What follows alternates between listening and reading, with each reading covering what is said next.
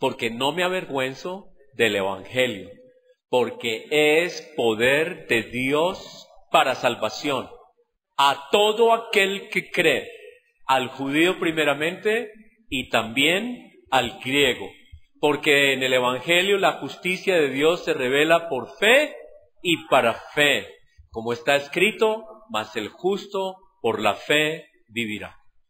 Y entonces, a mí me pareció esta declaración tan hermosa y tan profunda que dije, aquí hay demasiado, aquí hay demasiado. Y entonces vamos a verla pedacito por pedacito. Y el primer pedacito es, ¿qué dice? No me avergüenzo del Evangelio. Y esa primera parte dice, no me avergüenzo. Y es que miren, ¿quién está escribiendo eso? ¿Quién escribe? ¿Quién era ese hombre antes? ¿Dónde fue educado?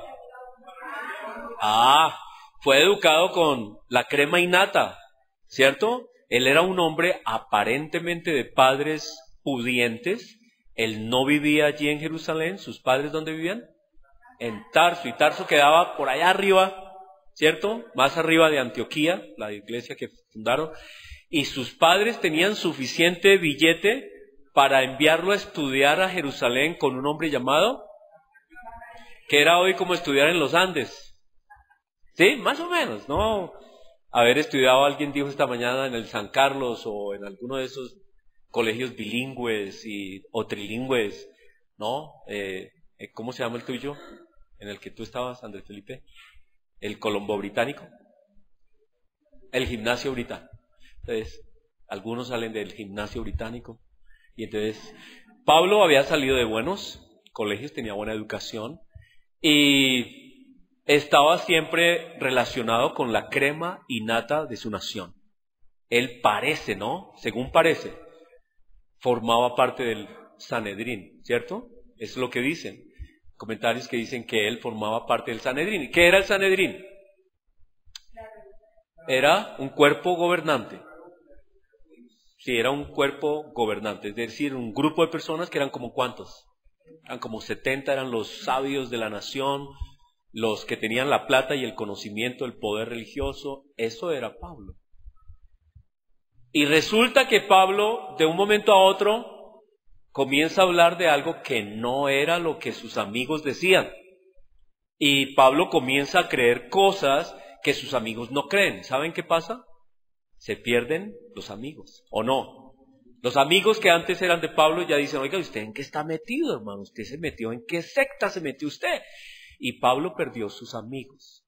Y pues en nuestra sociedad no hay nada más difícil que perder los amigos, ¿cierto? De perder gente que es influyente, gente que lo admiraban a uno, gente que decían, uy, ese Pablo es un duro, y ahora dicen, ese Pablo la embarró.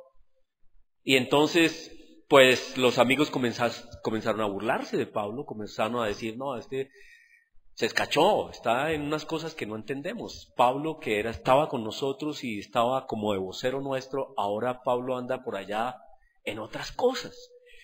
Y pues lo que hace la sociedad es crearle a uno un sentido de que si usted no está con nosotros, usted está mal. Y por ejemplo, en nuestra sociedad intelectualmente no es muy aceptable ser cristiano y no es muy aceptable que uno hable de Cristo. Especialmente los jóvenes en las universidades pasan problemas porque el muchacho llega diciendo con todo orgullo, no, en primer semestre soy cristiano, en el tercer semestre ya no habla de que es cristiano. ¿Por qué? La presión de los amigos, si el muchacho no está bien puesto, la presión de los muchachos, de los compañeros, de los profesores, de las ideas que hay en las universidades hacen que los muchachos ya no quieran decir que son cristianos.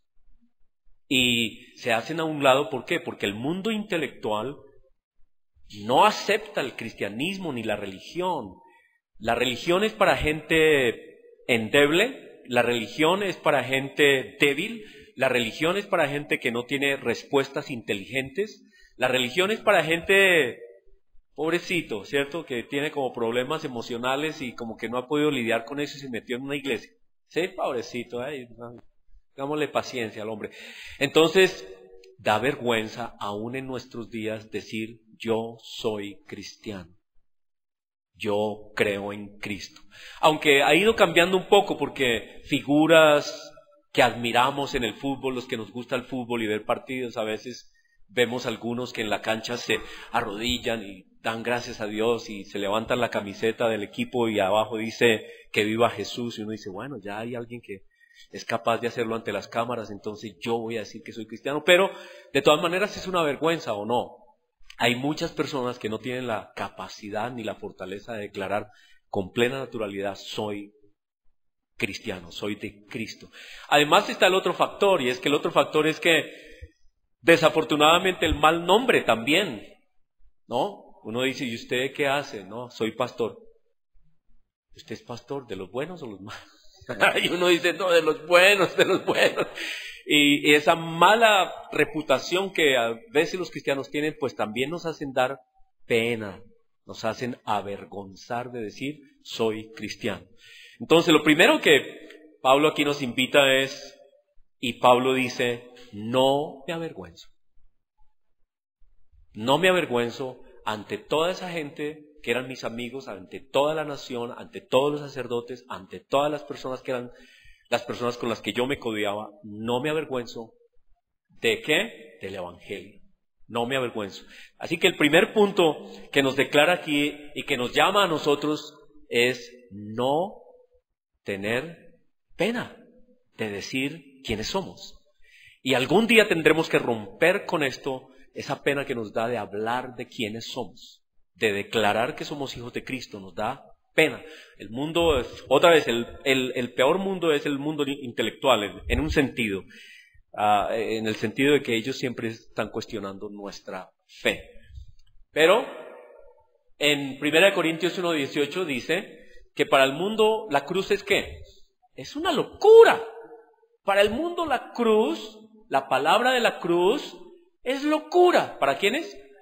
Para los que se pierden. Pero uno a veces no capta eso. Uno ve una persona bien formada, intelectualmente bien estable, y uno dice, ¿cómo lo va a decir que él está perdido, no? Pero a los que se salvan, a nosotros es poder de Dios. Y eso es lo que nos tiene que afirmar. Segunda de Corintios 4:4 nos dice, la razón de que el mundo sea tan duro con el cristianismo es porque hay un mundo espiritual detrás de muchas cosas, del intelectualismo, de las ideas que hay en la gente. Hay un mundo espiritual, y ese mundo espiritual ha cegado el entendimiento de los incrédulos, los ciega. Es decir, que ellos, uno dice, pero ¿por qué no entienden? Porque hay un mundo espiritual y ellos están de acuerdo y ellos no quieren salir de ahí y ellos están convencidos de que están en la verdad y están cegados y ellos no ven el Evangelio, ni lo quieren ver, no les interesa, están cegados al Evangelio. Hay un mundo espiritual que ha cegado el entendimiento de los incrédulos. Y Hechos 17:32 nos habla, Hechos 17 es un relato de Pablo y Silas en Grecia, ¿no? En Atenas. Y están en la plaza pública donde se debaten todos los temas. En ese tiempo, la televisión de ese tiempo era la plaza pública. Allí iban todas las personas con sus ideas. Y allí los grandes filósofos exponían sus ideas. Y claro, esa plaza estaba llena de cantidad de personas de distintas filosofías. Y llegó Pablo a predicar, y estaba predicando, y la gente le estaba poniendo cuidado hasta que, ¿qué dijo? Hasta que llegó al tema de la resurrección. Dice, pero cuando oyeron lo de la resurrección de los muertos, se burlaban de Pablo. Y se van a burlar de nosotros, y eso es lo que no queremos, ¿cierto? A nadie le gusta que se le burlen y le digan, ay, pobre Jamie, ¿no? Que se le burlen a uno es duro, ¿cierto? Pues Pablo lo pasó, pero él dijo, no me avergüenzo. Se pueden burlar todo lo que quieran, se pueden burlar de mí, pueden tomarme del pelo todo lo que quieran, yo no me avergüenzo. Y esa es la actitud que esta escritura nos dice primeramente. Tenemos que tener esa fortaleza, esa convicción, saber quiénes somos, dónde estamos parados, cuál es nuestro fundamento, cuál es nuestra roca, para no avergonzarnos ante la burla, ante actitudes, comentarios de personas que le hacen a uno, a veces no. En el ascensor la otra vez, una persona de ahí del edificio me decía, entonces, ¿usted es pastor? Sí, me decían, a usted les va como muy bien, ¿no? Entonces, es triste, pero es un ataque, es duro. Y les voy a contar algo. Yo les conté que pertenezco ahí a la dirección de la junta directiva del edificio. Y en estas peleas que hay entre los residentes, que ustedes saben, ¿quiénes saben de peleas entre los? Bueno, qué bueno, ya saben cómo la cosa. Entonces, un día esta misma persona se me vino y me dijo, pastorcito mentiroso. Así es, ¿no? Entonces, claro, a uno, ¿dónde está uno puesto, cierto? ¿Dónde está? ¿Con qué va uno a responder, cierto? ¿Le echo la abuelita o mejor me calmo y soy pastor de verdad? Entonces, todo momento es un momento de prueba. Y si uno se va a avergonzar o cómo va uno a lidiar con estas circunstancias, porque siempre va a haber personas que nos quieren avergonzar y que se quieren burlar. Y depende de usted. ¿Cómo toma usted esos ataques? Si usted está bien puesto, si usted conoce en quién ha creído, si usted sabe quién es, no va a tener problemas. Pablo dijo, no me avergüenzo. ¿Y por qué no se avergonzaba entonces? Porque él sabía en quién había creído. Y también porque Mateo dice, y cualquiera pues que me confiese delante de los hombres, ¿quién está hablando aquí? El Señor Jesucristo. Si me confiesan, yo los confesaré delante de mi Padre, y cualquiera que me niegue delante de los hombres.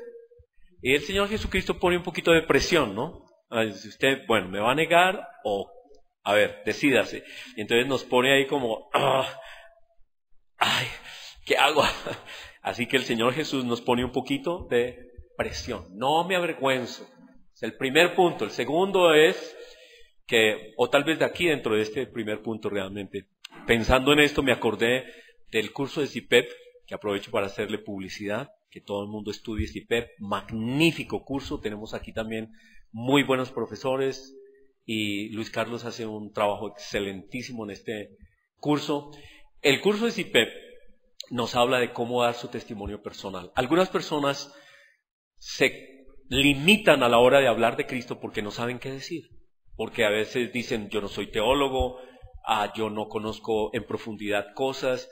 Pues saben que CIPEP presenta algo muy sencillo, que es lo mismo que sucedió en la vida de Pablo. Las Escrituras en Hechos, en tres ocasiones se relata como Pablo dio testimonio de lo que Dios había hecho con él. Está en Hechos 9, Hechos 22, Hechos 26, donde Pablo dice, mi vida en el pasado era así. En el judaísmo era así. Pero cuando conocí a Cristo, tuve ese encuentro con Jesús, mi vida cambió y ahora soy así. Eso es su testimonio, es el testimonio de Pablo. Ahí está en esos capítulos, ¿no? Hechos 9, Hechos 22 y Hechos 26. Y está escrito allí en Hechos para dejarnos ejemplo a nosotros. ¿Cómo damos testimonio? ¿Cómo puede usted dar testimonio? Piense un poco, deténgase un poco y pregúntese cómo era su vida antes de conocer a Cristo. Segundo, ¿cómo fue su encuentro con Jesús? Ahora, si usted dice, ¿mi encuentro con Jesús? Si no ha tenido un encuentro con Jesús, tiene que encontrarse con Él. ¿Cómo fue su encuentro con Jesús? ¿Cómo aceptó a Jesucristo? ¿Cómo llegó a Él? ¿Cómo llegó a la convicción de que Él es una verdad y es realidad? ¿Qué fue lo que pasó? En el caso de Pablo fue, no que él lo estuviera buscando, sino que Cristo lo encontró. Cristo lo encontró. Y Cristo mismo habló con Pablo y Pablo, ¿quién eres tú? Y Cristo se le reveló. Y luego entonces, cuando usted diga, mire, yo vivía de tal manera, pero tuve un encuentro con Jesús y me transformó completamente. Y desde entonces mi vida ha sido bendecida en esto y en aquello, en esperanza, en convicción, en seguridad, en dirección, en todas las cosas de mi vida, Él ha estado involucrado y ha sido para bendición. Ese es un testimonio. Y cada uno tiene un testimonio personal. porque su historia es distinta a la mía, distinta a la de Pablo, distinta. Cada uno, Dios ha actuado de una manera distinta. En mí actuó hace muchos años, y aunque nuestra iglesia era una iglesia sectaria en muchos aspectos, sin embargo yo conocí a Cristo. Es mi convicción que yo conocí imperfectamente, pero le conocí a Cristo y fui bautizado en 1975. Pero desde el 72 tuve esta relación, este conocimiento, este estudio, hasta que llegué a la convicción de que Cristo era mi Salvador. Así que les podría contar mi testimonio personal. Pero cada uno tiene que diseñar ese testimonio personal. Y si Pep dice, escríbalo. ¿Cuál es su testimonio personal? ¿Cómo era usted antes de conocer a Cristo? ¿Cuándo, en qué momento se encontró con Jesús? ¿Y cómo ha cambiado su vida después de que se encontró con Cristo? Entonces, algunas personas creen haber encontrado a Jesús, y como yo les contaba el miércoles, un pastor nos estaba diciendo de su experiencia triste. Hace 6 años, su esposa lo dejó con 4 niños. Al pastor. Es que los pastores son seres humanos también, ¿no? Y cometen errores. Y bueno, el asunto es que la esposa lo dejó con 4 niños. Él se encargó de 4 niños. Y entonces uno dice, ¿qué fue lo que pasó? Bueno, hay muchas explicaciones, pero David Ormachea, yo les contaba el miércoles, llamó a este pastor y le dijo, bueno, dígame la verdad, ¿qué fue lo que tú hiciste? Y él dijo, pastor, créame, yo no fallé, yo no fui el que falló, fue mi esposa falló. Y David Ormachea le dijo, bueno, entonces ahora te toca mantener el ministerio y seguir adelante. Porque generalmente es el hombre el que falla, ¿no? Generalmente es el hombre el lado débil de la relación. Pero en este caso fue ella. Se fue con un muchacho que conoció en el gimnasio, y el muchacho 10 años menor que ella. Y pues se voló y dejó marido, dejó iglesia destruida, porque la iglesia tenía 250 personas, y en todo este asunto, ella, como era la pastora y tenía pues relación con todas las señoras de la iglesia, y comenzó a publicar cosas en Facebook y 1000 vainas y cosas, las señoras dijeron, salgamos corriendo de esta iglesia. La iglesia se fue, quedaron 20 personas. Entonces destruyó hogar, destruyó marido, porque ese hombre entró en pánico y entró en depresión. Destruyó todo, ¿sí? Y entonces él, muy lindo, muy querido, abrió su corazón delante de nosotros los pastores. Y nosotros pues le preguntamos qué era lo que había pasado, y pues naturalmente él dice, sí, seguramente yo tengo mis errores, mis problemas. Pero lo que pasa es que nos casamos, ella era muy joven. Ella tenía solo 16 años, y después de 4 hijos, y de muchos años de matrimonio, dijo, yo no he vivido mi juventud. Y se fue a vivir su juventud. Entonces yo decía, meditando en el tema, que hay personas que creen que han conocido a Cristo. Pero si ella conoció a Cristo, ¿qué clase de Cristo conoció? Un Cristo que la obligaba. Porque si no tenemos una idea clara de Dios, es un Dios entonces que me obliga a amar a mi esposo, y entonces es una obligación.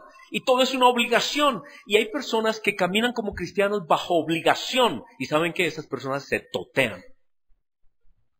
Porque están bajo la ley. Y la ley totea al que sea. Y no van por amor. El amor edifica, el amor hace la vida gozosa, deliciosa y agradable. Pero cuando es por ley, que tengo que amar a mis hijos, y que tengo que amar a mi esposa, es que si no el Señor me mata, me tira al infierno. Y hágale, mijo, a obedecer, porque qué miedo. Ese no es el Dios de las Escrituras. Ese es un Dios de miedo, ese es un Dios de terror. Esa idea de Dios no hace más sino crear cosas como esas, que llega una persona el día en que dice, no aguanto más, me largo. Y entonces muestra que no amaba ni a Dios, ni al esposo, ni a los hijos, ni a la familia, ni a la iglesia, a nadie. Estaba bajo terror, un Dios de terror. Ese Dios no es el Dios de las Escrituras. El Dios de amor es el Dios de las Escrituras. Y ese Dios de amor es un Dios de gozo, de ser gozones, de pasarla bueno, de tener vida en abundancia, de pasarla bien. Espérate, a ver, esto no es una tortura, no estamos en el camino de la tortura. Cristo dijo que venía a traernos vida en abundancia. A ver, ¿dónde está su vida en abundancia? ¿O está ahí como, cómo está su cristianismo? No. Así que si tenemos un Dios así, tenemos que revisarlo. Porque el Dios en el que hemos creído es un Dios de amor, que nos bendice, que le gusta gozarse con nosotros, que le gusta tomarse su vinito con toda una gente que está en una fiesta, en una boda. Pero la gente, ¡ay no! No mire televisión, no juegue cartas, no haga no sé qué, ¡ay cuidado con... Y pues claro, todo el mundo es así, entonces van a la iglesia y el pastor le dice, ¡y Dios el diezmo! No, al infierno, malditos. Entonces, ¡ah! Ese no es el Dios, esa gente se totea. Pues claro, llega un momento en que, y yo sé porque yo viví la ley. Yo viví la ley, vivimos la ley 20 años, y el sábado era tenaz, y el sábado comienza a las 6 de la tarde. Y uno a veces iba en el bus o estaba haciendo algo a las 6 de la tarde, estaba cayendo el sol, porque en el Antiguo Testamento los días comienzan cuando se oculta el sol, y yo veía ese sol ocultándose y yo estaba haciendo algo y decía al Señor, perdóname. Y cuando yo les contaba algo interesante es que a mí me gustaba el boxeo en ese tiempo y había un hombre llamado Muhammad Ali. ¿Se acuerdan de Muhammad Ali? Francisco se acuerda de Muhammad Ali. Sí, también, bueno, somos de esa generación. Bueno, y resulta que él peleaba los sábados y era prohibido ver televisión el sábado. Y yo era, Señor, yo quiero ver esa pelea. Yo quiero ver. Y entonces uno prendía el televisor y por uno decía, Señor, perdona. Yo, ¿cómo va? ¿Qué round? Ah, va ganando. Bueno, Señor, perdóname. La ley es terrible. La ley no le da a uno libertad. Uno se siente oprimido. Uno se siente que Dios en cualquier momento, ¿estás viendo televisión? ¡Pum! Ese no es el Dios de las Escrituras. Muy bien. Entonces, claro, la gente así se totea. Dios es un Dios de libertad y de amor, pero esa libertad no es para hacer el mal, para hacer el bien y pasarla bueno en la vida. Les invito a que la pasen bueno, haciendo el bien. ¿Saben que haciendo el bien se pasa bueno? Pero bueno, de alguna manera a veces nos ponen en nuestra idea de que tenemos que sufrir para ser cristianos. Muy bien, así que su testimonio personal. Segundo, estamos analizando esa escritura de Romanos. El segundo punto dice, no me avergüenzo ¿de qué? Del Evangelio. ¿Por qué? Porque es poder de Dios para salvación. Es poder de Dios para salvación. Y cuando hablamos de poder en este mundo, nos imaginamos, yo me imagino, viene a mi mente, cuando hablamos de poder, me imagino el poder, no sé por qué se me viene a la mente, los reyes de Inglaterra, ¿cierto? ¿Alguien vio la boda del príncipe Carlos y Diana? El despliegue de dinero, de poder, de grandeza de ese imperio, ese día estaban desplegando semejante poder. Nomás el vestido de la reina, ¿no? ¿Se acuerdan? ¿Quién vio la boda? ¿Quién la vio? Ah, bueno, son de mi generación, los jóvenes no saben eso. Yo me levanté tempranísimo a ver esa boda, ¿no? Al menos donde yo estaba fue como a las 4 de la mañana y me levanté a verla. El vestido, la cola del vestido, ¿no? Eso era como media iglesia, ¿cierto? Era como media iglesia. Y los carruajes y los carros Rolls Royce, eso es poder del imperio donde dice que el sol no se ocultaba. El imperio sobre el cual el sol no se ocultaba. ¿Por qué? Porque tenían tantas pertenencias en todas partes del mundo que en algún lugar donde había sol ellos tenían propiedades. Eso es poder, uno dice. Pero no. Pablo dice, no, el poder lo tiene Dios, Señor de señores, Rey de reyes, y tiene poder sobre el universo, sobre la tierra, sobre el mar, sobre las aves, sobre todas las cosas. Eso es poder, y Él tiene poder para salvar, y Él tiene el poder para sanar, para transformar vidas, para derrotar el pecado, para derrotar la muerte, para resucitar muertos. Él, no ningún hombre, no ningún ser humano, es Él el que tiene ese poder, y Él es el que tiene el poder para dar vida eterna. Él tiene ese poder. ¿Estamos hablando de poder? ¿Hay algo que le llame la atención en el mundo? Pues Él tiene el poder, Él sí tiene el poder. Y entonces Pablo dice, ¿yo por qué me voy a avergonzar? Si el que tiene el poder es el Señor Jesucristo, y el poder del evangelio para salvar. ¿Cómo me voy a avergonzar de Él? Es el Señor de señores, Rey de reyes. ¿Cómo me voy a avergonzar de Él, que tiene el poder para salvar, para resucitarme, para transformar nuestra vida, para cambiarme? Él se me apareció a mí, me transformó. Él es el que está haciendo todas estas cosas. ¿Cómo me voy a avergonzar de Él? Él tiene el poder, y tiene el poder sobre la humanidad entera, y a todos los va a resucitar, porque Él dijo: yo soy, ¿qué? La resurrección y la vida. Así que eso nos debe alimentar, ¿no? Cuando nos enfrentemos con cosas que parecen tener poder, digamos: ¿quién tiene el poder? ¿Cierto? Tercero, dice, recitémoslo, vamos recitándolo a ver si nos lo aprendemos. Dice: porque no me avergüenzo del evangelio, porque es poder para salvación a todo. Ese todo es muy importante. A todo el que cree, a todo. Es decir, ¿hay algún límite de Dios para alguien? No. Él no sacó a nadie. No hizo acepción de personas. Él no dijo: mire, tal pueblo no me gusta, esos no, a esos no. Los que midan 1,70 para arriba tienen salvación. Nadie, no puso ninguna condición, ¿cierto? Gracias a Dios. Todos tenemos cabida. Judíos, griegos. Cuando habla de griegos es el mundo entero, el mundo gentil, más allá de Israel. Todos. Pero ¿cuál es la condición? Que crea.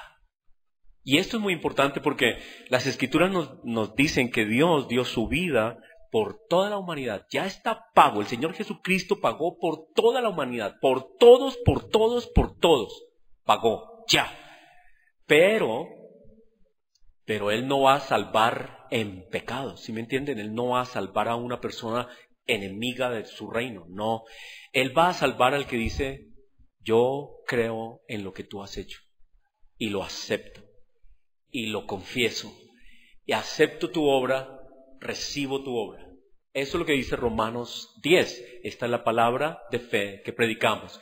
Que si confesamos con nuestra boca que Jesús es el Señor y creemos en nuestro corazón que Dios le levantó de los muertos, y tenemos que confesarlo. Entonces, Pablo dice que esa salvación ya está para toda la humanidad, pero es necesario que lo confesemos. ¿Por qué? Porque Dios es un caballero. Como lo he oído muchas veces, Dios no hace nada sin nuestro consentimiento. Es así de lindo es Dios con nosotros. Es un padre tan amoroso, como un señor ya adulto diciéndole al niño de 3 años tal vez: hijo, ¿quieres tal cosa? Esperando la respuesta de ese bebé. Y Dios igual con nosotros: yo ya he pagado por ti, ¿deseas? ¿Quieres?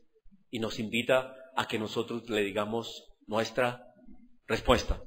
Desafortunadamente parece que hay algunas personas que no van a querer.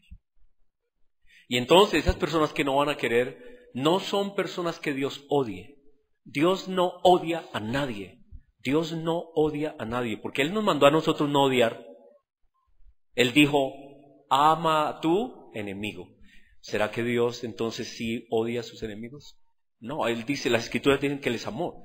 Así que las personas que se pierden no son porque Dios las odia, sino porque ellos no quieren. ¿Sí me entienden? No quieren. Simplemente Dios les dice: ¿quieres mi salvación? Y la persona dice: no quiero. Entonces, esas personas van a ir al infierno, a la muerte, no porque Dios los sentencia a muerte, no.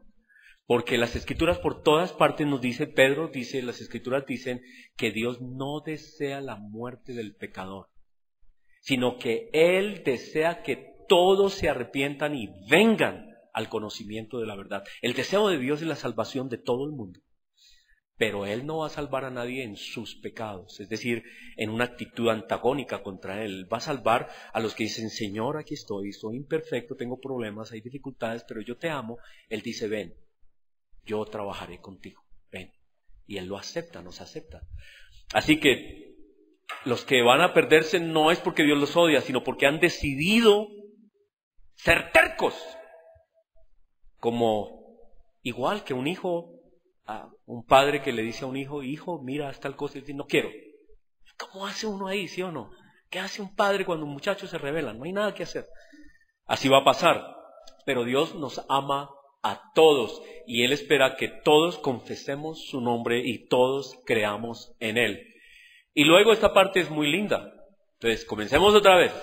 Porque no me avergüenzo del Evangelio, porque es poder de Dios para salvación a todo aquel que en Él cree. ¿Cierto? Y luego dice, bueno, primeramente al judío, luego al griego, porque la justicia de Dios, y paramos ahí, porque la justicia de Dios se revela, dice, porque la justicia de Dios se revela.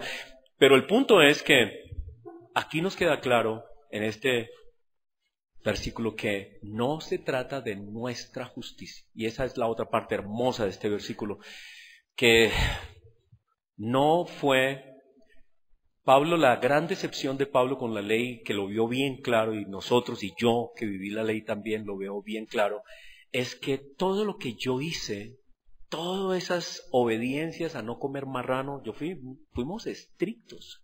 Nosotros en nuestra casa, marrano, cero. Y no íbamos a restaurantes porque en los restaurantes a la sopita le ponen el marranito o le ponen ¿cierto? Entonces en nuestra iglesia teníamos que comer en la casa. O bueno, hacíamos todo lo posible para no comer marrano, no comíamos pescados sin escamas.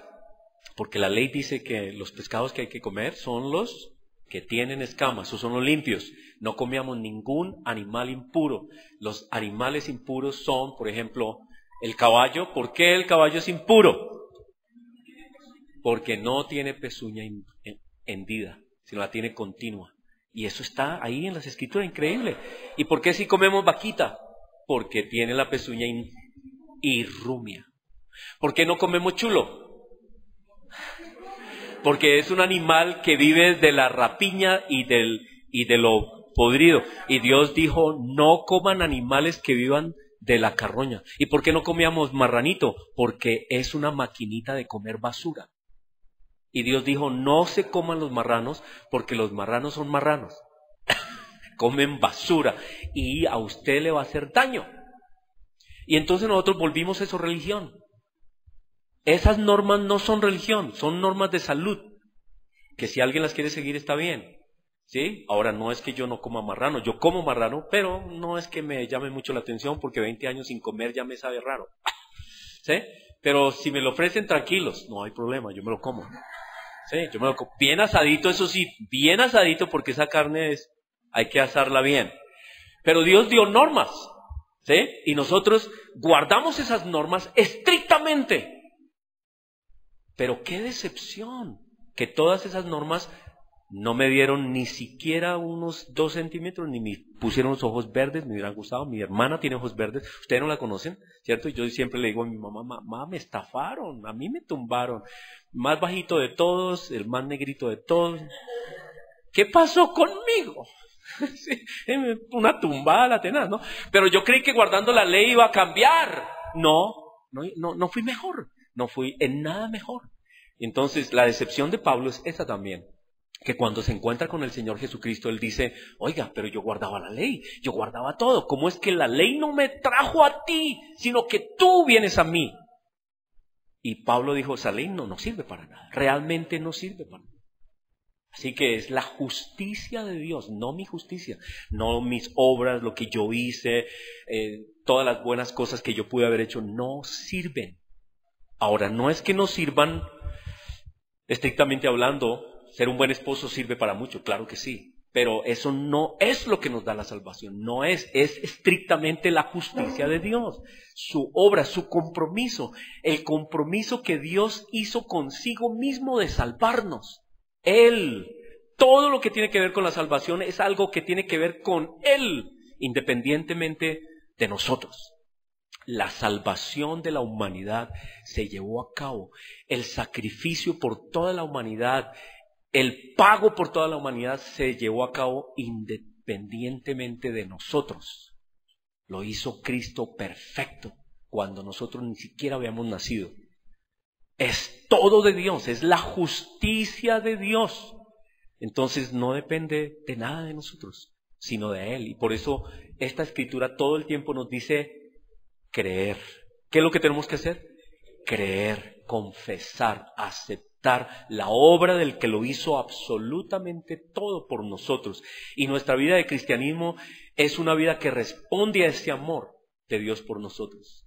Es una vida de agradecimiento, es una vida de gozo, es una vida de celebración por lo que Él hizo por nosotros. Así que se trata de la justicia de Dios. Y esa justicia se revela, Dios la ha revelado desde el comienzo. Él la reveló desde el comienzo. Le dijo a Caín, Caín, mira, yo te ayudo, venga para acá, ¿qué te está pasando? Tú puedes dominar el pecado. Yo te ayudo. ¿Qué dijo Caín? Es que usted me odia, usted me va a matar. Él era el asesino, ¿sí? ¿Cómo es el ser humano? ¿Quién mató a quién? Caín mata a su hermano y luego acusa a Dios de que Dios lo quiere matar. Lean liberal, ¿no? Él acusa a Dios de que Dios lo quiere matar, imagínense. Dios le dice, no, Caín, ¿qué te pasa? Yo estoy para bendecirte, déjate bendecir. Y Caín dijo, no quiero. Ese es el tipo de personas que van a terminar en el infierno. Personas que Dios los ama, pero no aceptan el amor de Dios. No quieren nada que ver con Dios. Pero Dios se reveló a esas generaciones. Dios también se reveló a la generación de Noé. Por medio de Noé, Dios se reveló a toda esa gente. Y les dijo, vengan, acérquense, acepten mi justicia, acepten mi perdón, transformen, yo los perdono a todos. Y dijeron, no queremos. No queremos. El pecado trae muerte. La consecuencia del pecado es muerte.